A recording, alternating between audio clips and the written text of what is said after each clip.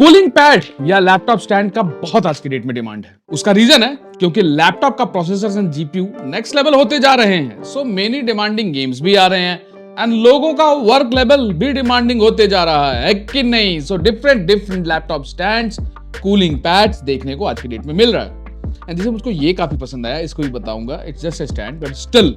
वैसे ये Arctic Pro from Cryo and Zebronics का जो E900 मैंने अभी रिसेंटली रिव्यू किया था, दोनों में कौन सा बेटर है? या दोनों अप्रोक्सीमेटली सेम है क्योंकि काम बहुत बेहतरीन करता है। एंड दूसरे ऑप्शंस में क्या ये जो कॉस्मिक बाइट के एंड डिफरेंट कंपनीज के EvoFox के आते हैं, ये बेटर है? ये सारा कुछ इस वीडियो में हम डिस्कस करने वाले हैं।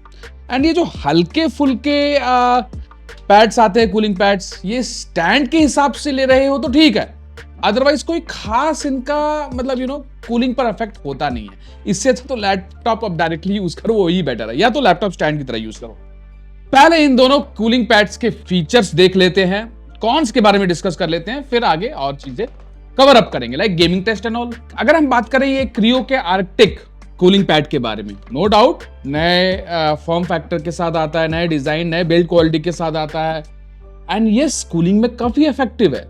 लेकिन क्या ये जो 2500 रुपए का कूलिंग पैड है वो हमारे जेब्रॉनिक्स के 1500 1600 के कूलिंग पैड एंड C9200 से बेटर है? बिकॉज इसका कूलिंग इफेक्टिवनेस भी मैंने पिछली बार दिखाया था और आज की वीडियो में भी दिखाऊंगा कि इन दोनों में कौन सा बेटर ऑप्शन देखने को मिल रहा है। क्या 500-600 रुपए एक्स्ट्रा लगाकर आपको आर्कटिक के साथ जाना चाहिए क्रियो कि इसके साथ जाना चाहिए?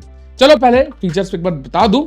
अगर हम overall design and build quality की बात करें तो दोनों टफ डिजाइन के साथ आता है, ठीक है। दोनों आपको पॉलीकार्बोनेट बिल्ड के साथ मिलता है एंड 6 to 7 लेयर्स एडजस्टेबल आपको बैक साइड से देखने को मिलता है। इसमें आपको 2 फैंस मिलते हैं, 3000 आरपीएम तक इसके फैंस रन कर सकते हैं। एंड सक्शन की जहां तक बात की जाए तो अच्छा है, बट ये ध्यान रखिएगा चाहे ये हो, दोनों में एक कॉन क्या है कि आपको इसके लेवल को कुछ इतना रखना ही पड़ेगा, अदरवाइज इसके सक्शन वर्क नहीं करेगा। आपको एक नॉर्मल बेटर होगा कि अगर आप इस पर यूज कर रहे हो तो आप इस लीवर को यूज करो, अदरवाइज वो आपके लैपटॉप के लिए नुकसानदायक ही होने वाला है।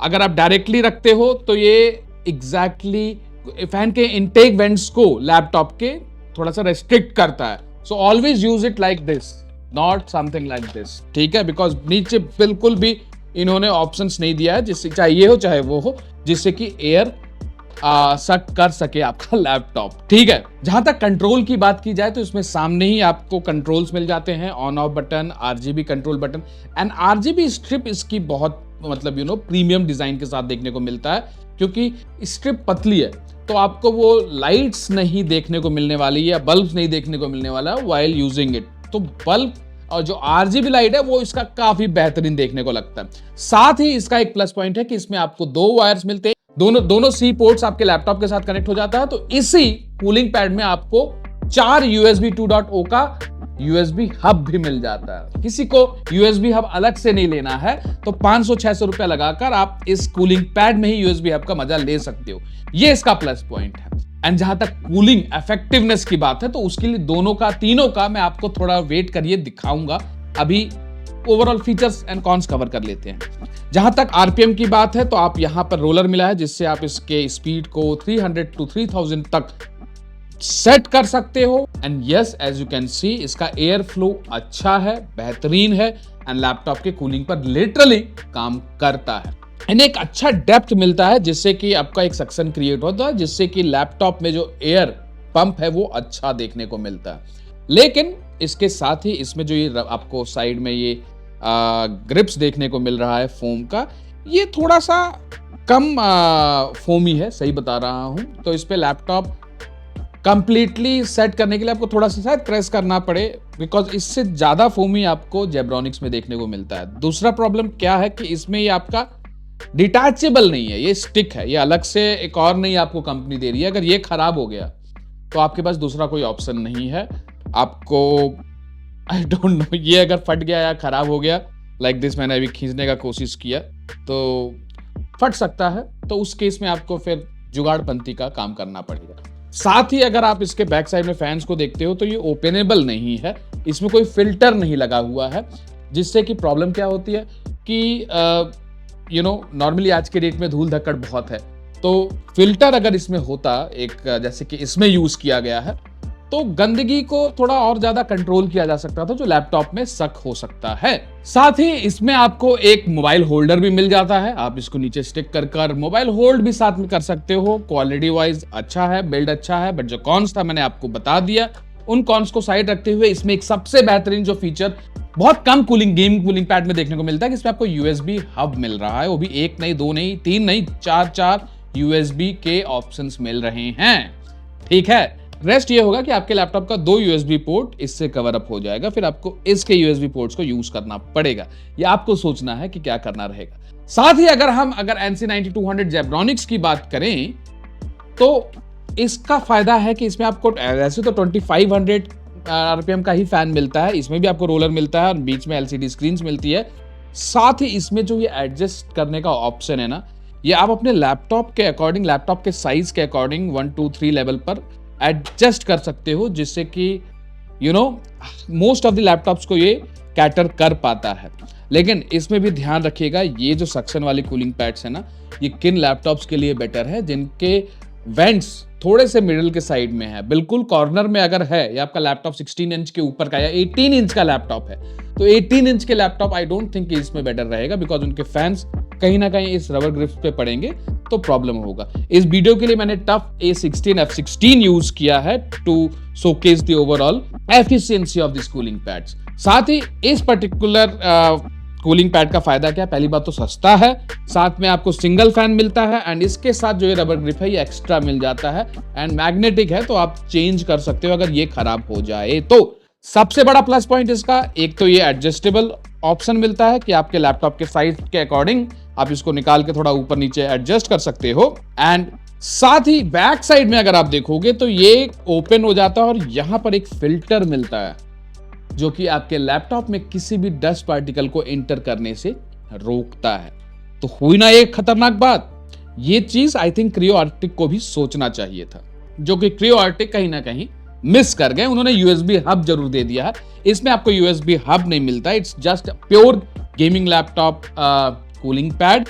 ये ध्यान रखिएगा कि इसमें सारे लैपटॉप्स हो सकता है कैटर ना कर पाए। आप साइज का डिफरेंस देख सकते हो, A16, F15, ROG Strix, ये सारे इजीली इसमें कवर हो जाते हैं। लीजन के साथ आई थिंक सो आप एक बार देख लीजिएगा लीजन के वेंट्स किस साइड है। अगर कॉर्नर के साइड तरफ ज्यादा है तो इस पर अगर वेंट्स पड़ेगा तो वो इफेक्टिवनेस नहीं ला पाएगा। वैसे तो वेंट्स बड़े होते हैं, बट स्टिल कोशिश करें, ये चीज थोड़ा सा ध्यान रखें। लेकिन एक प्लस पॉइंट भी है कि ये जेब्रॉनिक्स 14 इंच के लैपटॉप को भी कैटर कर पाता है। आपको कोई गैप देखने को नहीं मिलता चारों ओर, इजिली होता। बट लेकिन अगर हम बात करें इसकी क्रियो आर्टिक, तो इसमें 14 इंच लैपटॉप नहीं रख सकते, बिकॉज आपको गैप देखने को मिलता है। लेकिन ये है कि जो क्रियो आर्टिक है ये मोस्ट ऑफ द लैपटॉप को 14 इंच को छोड़ के और सारे लैपटॉप को कवर करता है, लाइक लीजन हो, ROG Strix हो, कोई भी हो, बिकॉज इसका जो फॉर्म फैक्टर थोड़ा बड़ा है and most of the laptops को ये कवर अप कर पाएगा।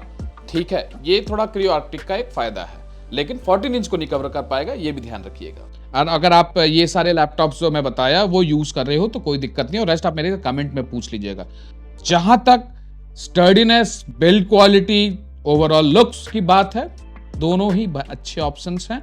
लेकिन जहां तक बात आती है कुछ कस्टमाइजेशंस एंड रिप्लेसमेंट्स की, उसमें ये थोड़ा बेटर है। यूएसबी हब के केस में ये थोड़ा बेटर है, लेकिन इसका जो ये RGB लाइट है ना, ये इतना मोटा सा दे रखा है, ये उतना अच्छा नहीं लगता, बिकॉज इसमें बल्ब्स देखने को मिलती हैं।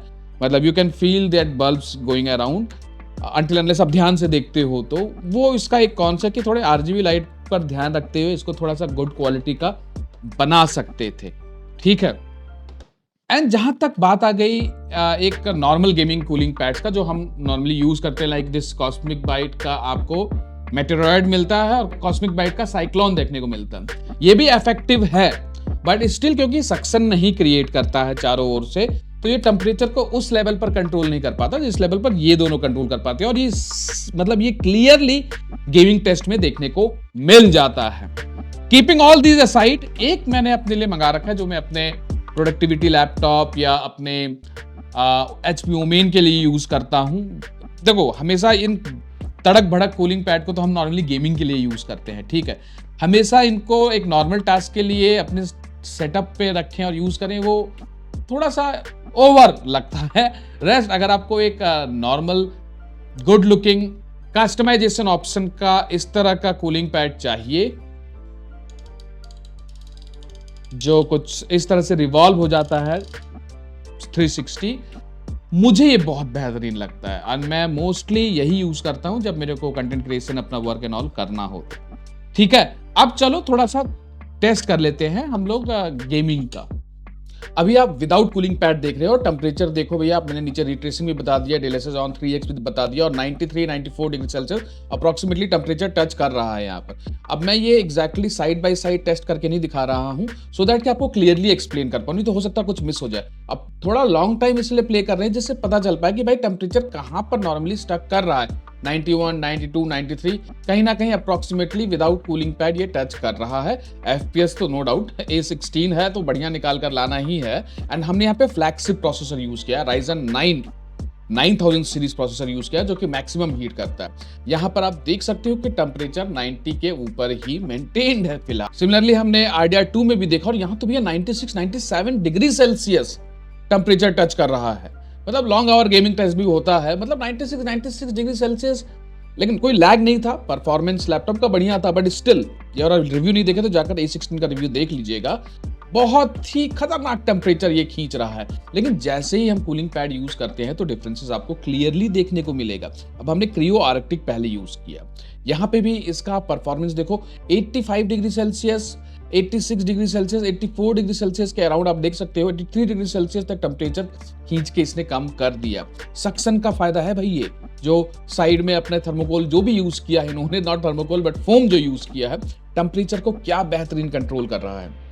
एंड आप FPS भी देख सकते हो, अप्रोक्सीमेटली 135 प्लस पुश कर रहा है। वाटेज पूरा 115 वाट पुश कर रहा है ये 5000 graphics card. Ryzen 9 same A16 laptop हमने यहाँ पर यूज किया। अब यहाँ पर RDR2 में भी हमने देखा, यहाँ पर देखो 96-97 डिग्री सेल्सियस जा रहा था, अभी 89 डिग्री सेल्सियस पर ये टेम्परेचर है।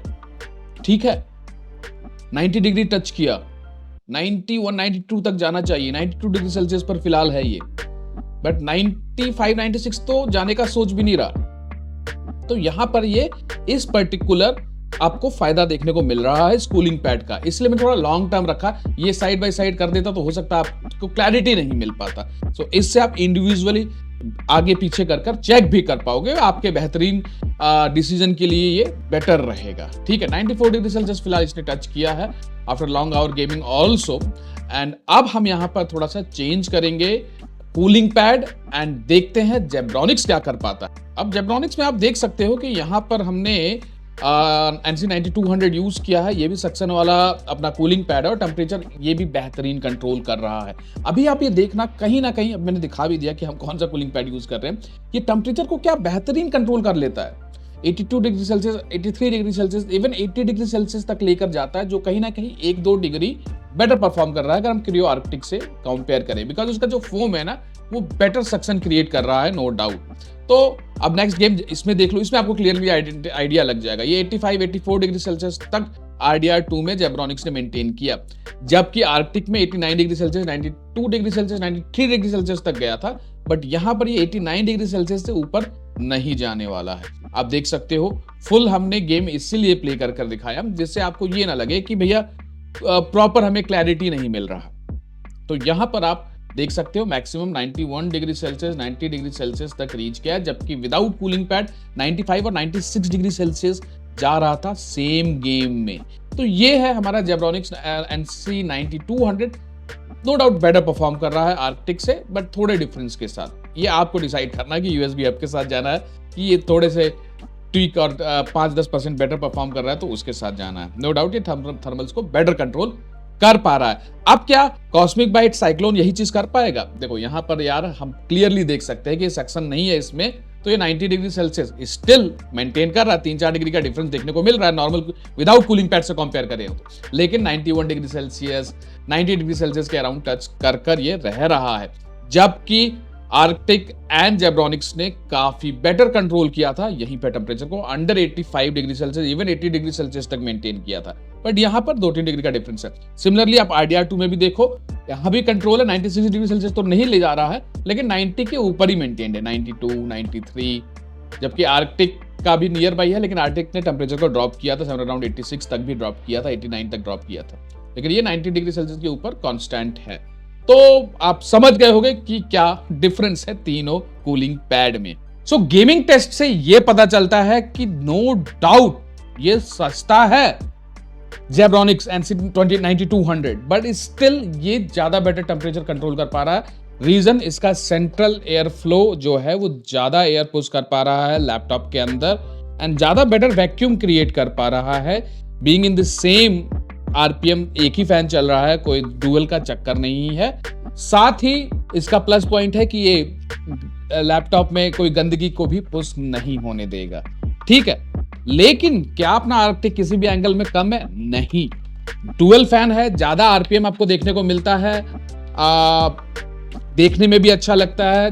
कौन जैसा मैंने कहा कि सक्शन के लिए वो पीछे फिल्टर नहीं दे रखा है, आप खुद से यूज कर सकते हो। कोई अगर पीछे फिल्टर आप चाहो तो ऑनलाइन मिल जाता है ब्लिंकिट पर, वो मंगाकर यहाँ पर चिपका सकते हो। स्टिल आपसे इससे कोई इंपैक्ट नहीं होने वाला इसके कूलिंग इफेक्ट पर। But right now Zebronics 2-3 degree ज्यादा बेटर थर्मल आउटपुट दे रहा है rather than this one, but ये भी किसी भी एंगल में कम नहीं है। एंड इसमें आपको 4 USB हब का ऑप्शन भी देखने को मिल जाता है। रेस्ट इस चीज का ध्यान दीजिएगा, ये फोम ना खराब हो। ओके, ओवरऑल आप लोगों को आइडिया लग गया होगा, जेब्रॉनिक्स सस्ता होने के बाद भी बेस्ट परफॉर्म कर रहा है। आर्कटिक थोड़ा सा महंगा होने के बाद आपको एक USB का बेटर ऑप्शन दे रहा है। लेकिन अगर आपका लैपटॉप का थर्मल वेंट्स कॉर्नर के साइड है तो उसको थोड़ा सा ध्यान रखिएगा कि उसके हिसाब से फिर आपको कुछ इस तरह के कूलिंग पैड्स के साथ जाना पड़ेगा, जिसमें आपको 5 फैन सेटअप्स मिल जाता है। इफेक्ट अच्छा देता है आपको, लेकिन हाँ उतना अच्छा नहीं दे पाएगा जहां पर ये न्यू जनरेशन कूलिंग पैड्स आपको लाकर दे पाते हैं। एंड इन सारे प्रोडक्ट्स का लिंक मैंने डिस्क्रिप्शन में दे दिया है गाइज, आप वहां पर चेकआउट कर सकते हैं Amazon लिंक के लिए। एंड अगर आप चाहते हो फ्लिपकार्ट से लेने के लिए तो फ्लिपकार्ट का भी लिंक मैंने दे रखा है। वैसे मैंने ये सारे फ्लिपकार्ट से ही मंगाए हैं, आप जाके चेकआउट कर सकते हो। Best price already I think इस सीजन में चल रहा है, you can just go and check out guys. I hope आप लोगों को ये वीडियो पसंद आई होगी। भाई इसी बात पर सब्सक्राइब कर लीजिएगा, लाइक कर लीजिएगा, वीडियो को शेयर जरूर कर दीजिएगा। एंड अपकमिंग वीडियो है गेमिंग लैपटॉप्स के कस्टमर केयर सपोर्ट के ऊपर, कि किस पर बिलीव करें किस पर बिलीव ना करें। एंड यस, क्या किसका सर्विस सेंटर आपको बेटर मिलता है, किसका कस्टमर एक्सपीरियंस आपको बेटर मिलता है। चाहते हो इस वीडियो को क्रिएट करूं मैं, तो उसके लिए लाइक एंड कमेंट को सेक्शन को भर दीजिएगा। एंड व्यूज बढ़िया रहा तो उस पर जरूर काम किया जाएगा। चलिए मिलते हैं।